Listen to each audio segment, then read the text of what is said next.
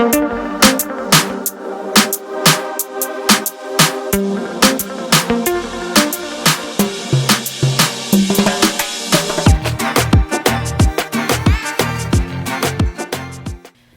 guys, welcome back to my channel. I'm so excited you guys are here today. So today we're going to talk about some really tough topics, right? And this is, you guys have graduated from NP school, but you can't find a job. Now you have all these student loans, and you're putting in applications, and there's so many different roadblocks. So we're going to talk about how to prevent yourself from getting into those roadblocks before you get out of NP schools. Okay. So here you are, they tell you you have to complete 500 hours, and you decided that you're going to work full-time while you're going to school. Now, do you know the reason why they're telling you to complete 500 hours? One of the reasons is that so you can get the experience and so that you can network while you're in school. So honestly, to tell you the truth, cheating on your hours that you put in is not going to benefit you in the long run. So what do you need to do? You need to be strategic. Be strategic ahead of time. Make sure that you align yourself with who is going to be your preceptor, and pick preceptor classes or hospitals. Pick hospitals or clinical sites that they're hiring. Now, why are you going to pick a clinical site that your friend is in, that they've only hired one nurse practitioner for the past 20 years? My phone was ringing. I'm sorry. Now let's get back into it.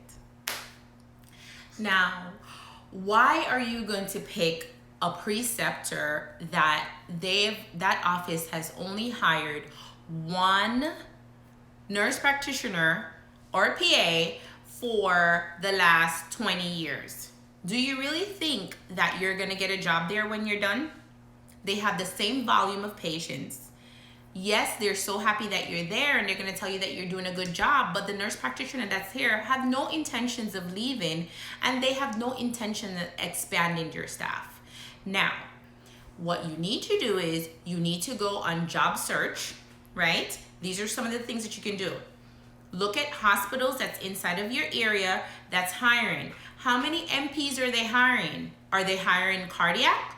Are they hiring neuro? Oh, you hate neuro. You don't like neuro.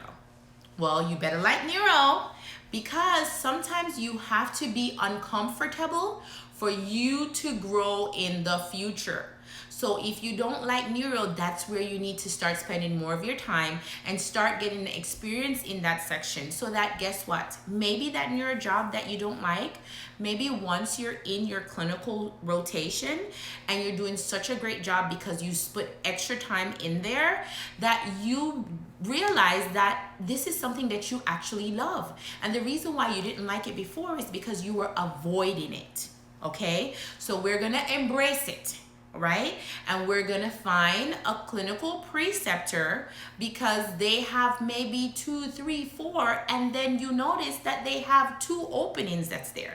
So number one, you're getting your clinical hours, and at the same time you're interviewing for a job, right? So we've touched that. Pick jobs or clinical sites that there's job openings. Again, I forgot to mention to you, if you're going to start nurse practitioner school and you've only did med surg, but you're planning to work in an acute care setting with no acute care experience, did you look on the job description of the jobs that you're trying to get? Did they tell you that you need to get 3 years of ER experience, and you need to get 5 years of ICU experience, or 2 years of ICU experience? Do you have 2 years of ICU experience? I can't hear you. Did you say no? So you're sitting down in front of me and I'm interviewing you for the job. You want me to give you my mother to be the nurse practitioner, to write orders as an NP, the expert, but you've only worked in podiatry. I'm sorry. What did you say? Okay, that's what I thought.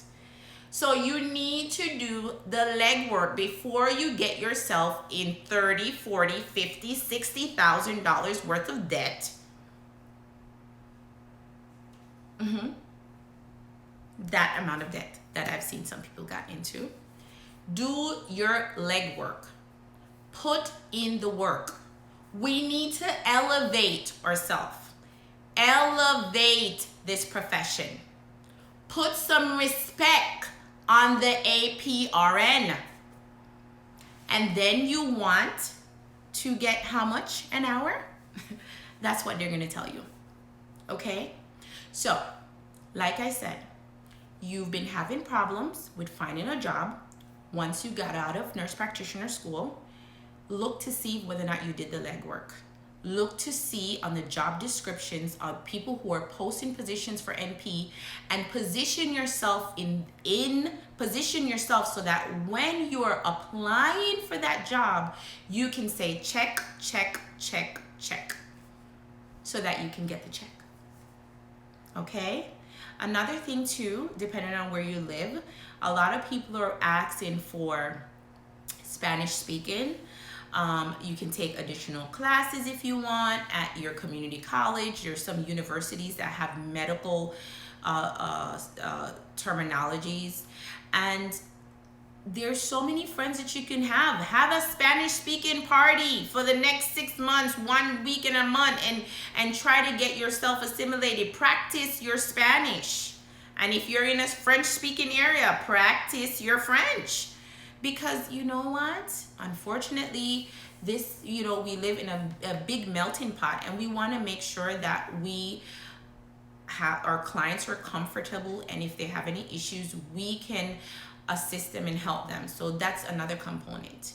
Well, I hope what the little snippet that I've given to you will help for all y'all NP students in preparing to go into nurse practitioner schools.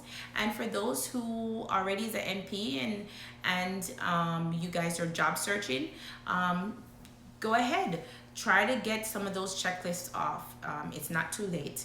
Network, network, network. It might be an uphill battle for you, but it does not mean that that's the end of the road. But I just find it that that's stuff that I've encountered, and that's how I have kind of helped myself so that I position myself right to get that job that I wanted to get when I got out of nurse practitioner school.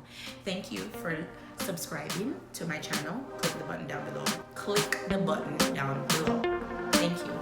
Nurse Shani and Duty here.